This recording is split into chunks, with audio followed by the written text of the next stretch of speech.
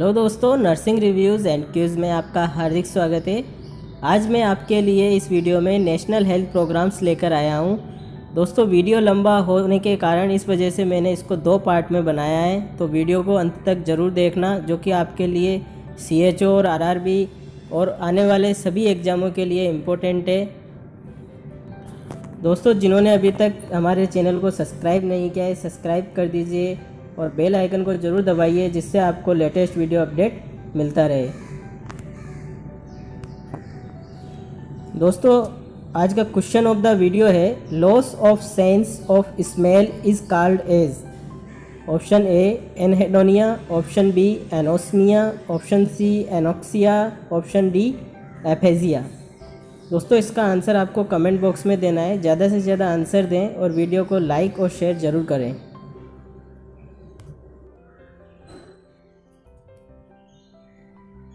National family planning programme 1952। National planning programme जो है वो 1952 में लॉन्च हुआ और इसके ऑब्जेक्टिव्स क्या थे? India become the first country in the world to initiate the family planning programme in 1952 with the goal of lowering fertility and slowing the population growth rate.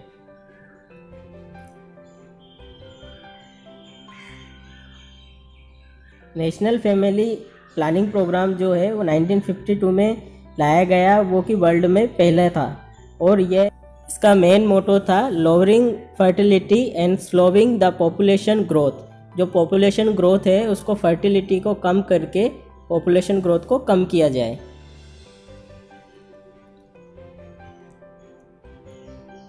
National malaria control programme MNCP जो launch हुआ है वो है अप्रैल 1953 में। इसका objectives थे to bring down malaria transmission to a level at which it would cease to be major public health problem.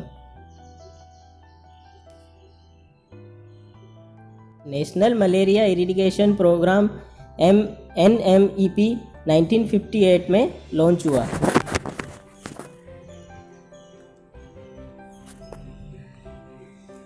National filaria control programme NFCP 1955 में launch हुआ और इसके मेन ऑब्जेक्टिव थे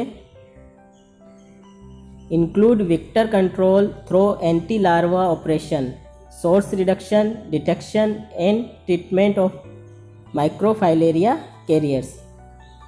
फाइलेरिया के जो वेक्टर है उसके लार्वा को मेनली कंट्रोल करना और उसको डिटेक्ट करना और उसका ट्रीटमेंट करना, ये इसका मेन ऑब्जेक्टिव था।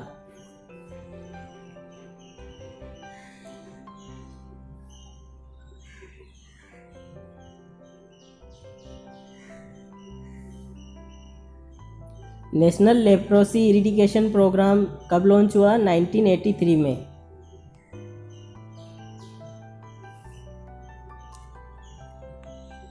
नेशनल लेप्रोसी कंट्रोल प्रोग्राम 1955 में लॉन्च हुआ। इसका मेन ऑब्जेक्टिव था to controlling leprosy through early detection to case and dapsone monotherapy.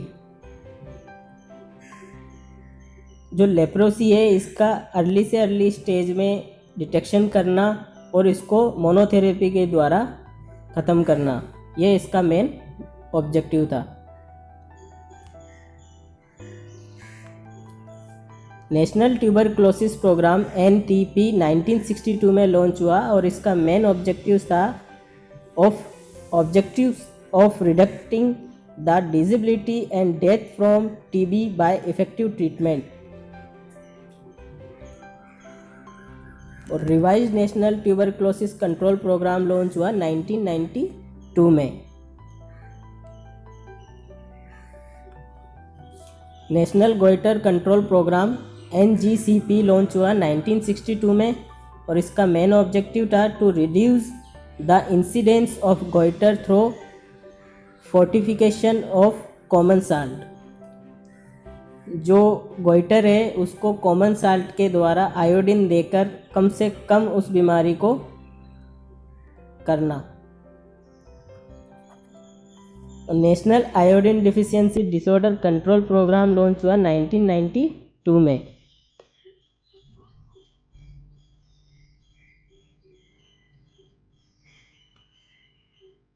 National trachoma control programme launch हुआ 1963 में।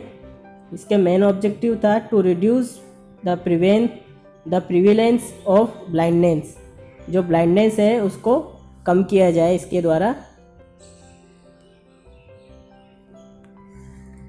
अर्बन मलेरिया स्कीम UMS 1971 में लॉन्च हुई और इसके मेन ऑब्जेक्टिव्स थे urban malaria scheme are to control malaria by reducing the vector population in the urban areas and reduce morbidity and mortality through EDPT।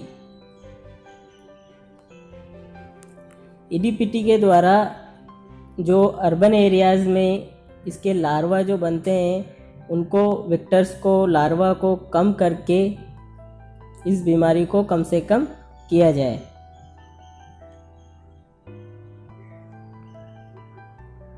Integrated child development service scheme कब launch हुई? 1975 में ICDS launch हुई।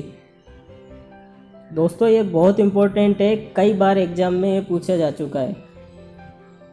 इसके main objective है to improve the nutritional and health status of children in the age group of 0 to 6 years, to lay the foundation of proper psychological, physical and social development of the child.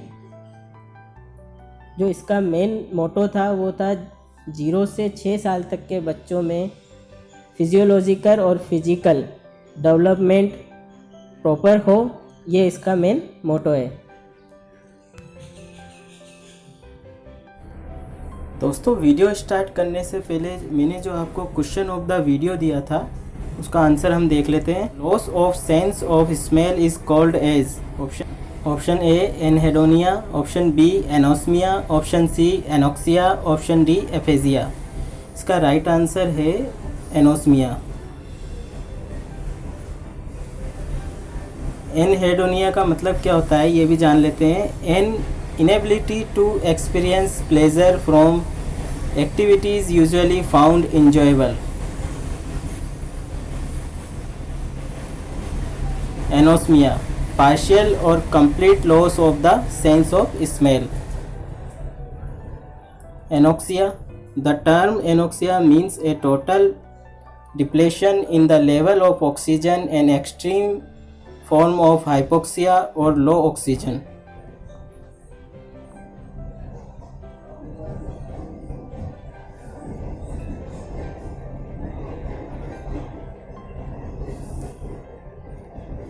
Aphasia.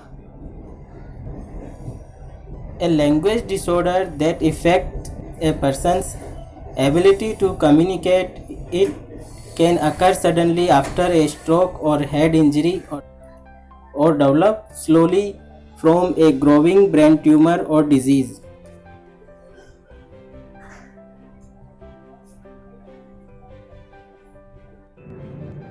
दोस्तों इस video को अंत तक देखने के लिए आप सभी का धन्यवाद।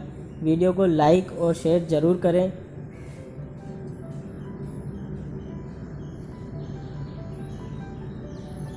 और जिन्होंने अभी तक हमारे चैनल को सब्सक्राइब नहीं किया है वो सब्सक्राइब ज़रूर करें और बेल आइकन को ज़रूर दबाएं जिससे आपको लेटेस्ट वीडियो अपडेट मिलता रहे। Thank you, good bye.